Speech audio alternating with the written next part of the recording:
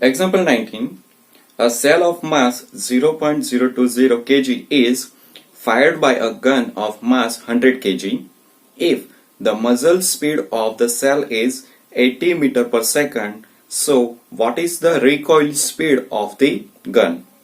So, dear students, यहाँ पे कौन कौन से गिवन डेटा है? गिवन डेटा में क्या दिया हुआ है? Mass of bullet we can say as m1. m1 की वैल्यू कितनी है? 0.020 kg. Speed of bullet v1 की वैल्यू कितनी है? 80 metre per second. Mass of refill we can consider as m2 is equal to 100 kg. And what we have to find out? We have to find out the recoil speed. तो we may say as a v2 is equal to find out हमें करना है. ठीक है. So according to the law of the conservation of linear momentum, what we can say, m1 v1 plus m2 v2 is equal to 0. Over here we already have all the value. m1 की value है, v1 की value है, m2 की value भी है. So we have to find out this v2 recoil speed we have to find out. तो हम उसके इक्वेशंस पहले बना देते हैं. So m2 v2 as it is रहेगा. इसको ये टर्म जो है वो इज इक्वल टू के दूसरे पास जाएगी तो क्या हो जाएगा? Minus m1 v1. So therefore we have to find out the value of v2. So v2 is equal to minus m1 v1 divided में क्या आ जाएगा? m2. Okay, चलो. So now we have to put all the value. So therefore v2 is equal to minus m1 की value कितनी है? m1 की value है 0.020 मल्टीप्लीकेशन ऑफ v1 की वैल्यू कितनी है? 80 metre per second.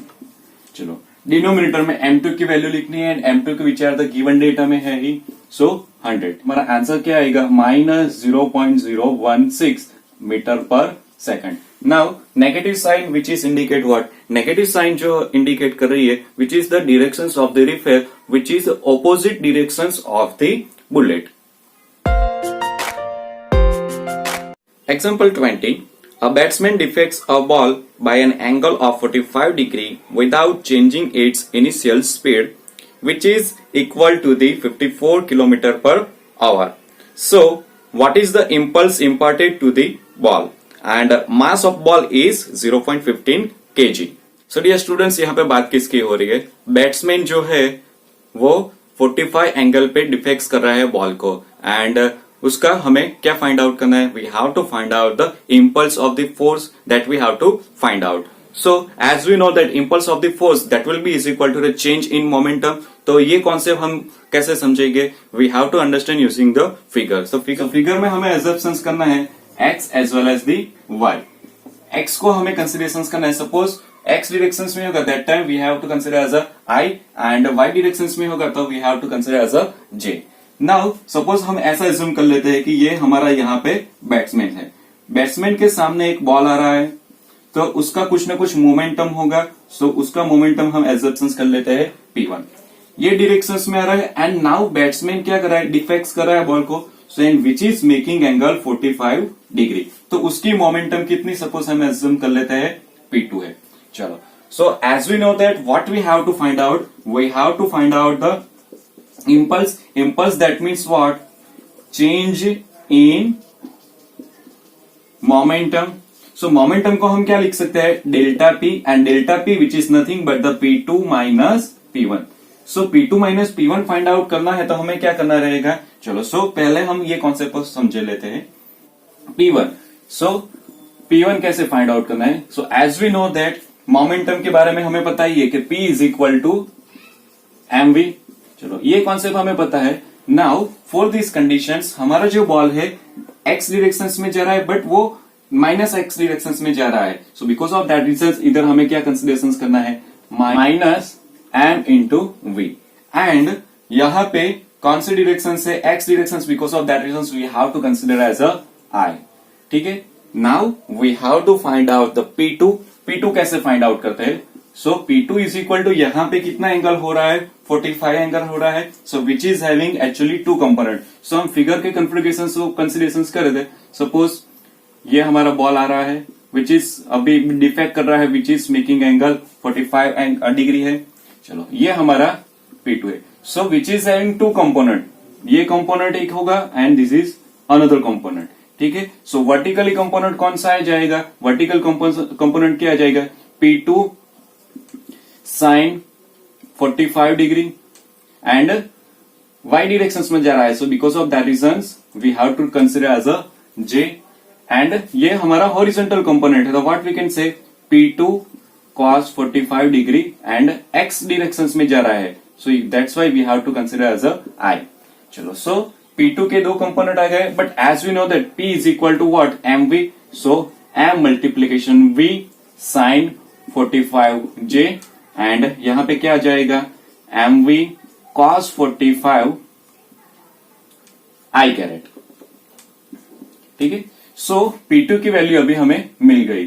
So that means यहां पे दो कंपोनेंट लग रहे हैं, दिस वन। सो ये कौन सा हो जाएगा, P2 sine 45 degree j caret. Otherwise we can say as a P2 की जगह पे हम क्या लिख सकते हैं, mv sine 45 degree into j।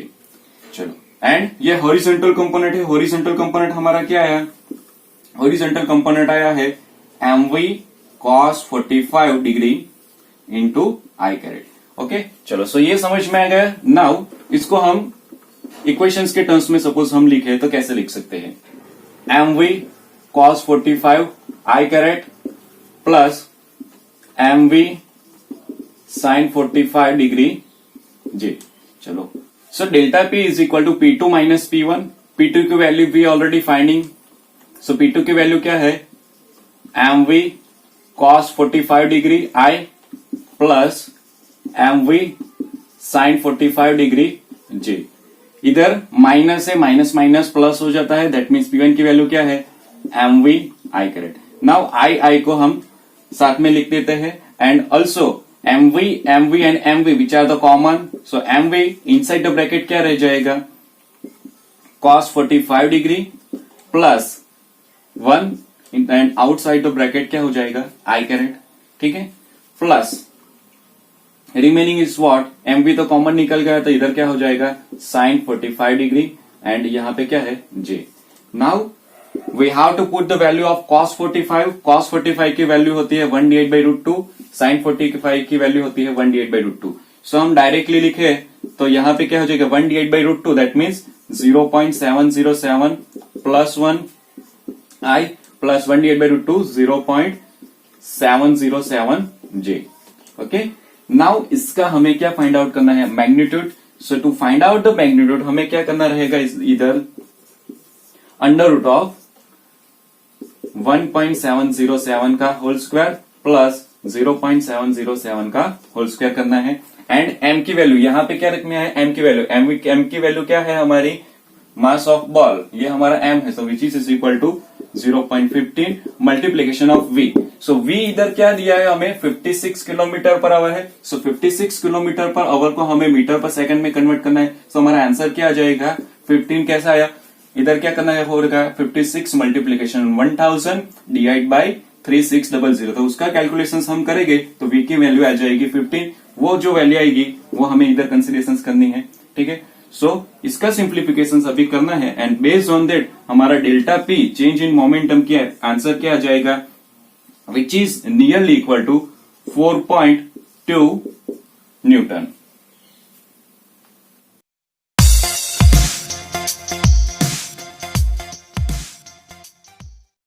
Example 21.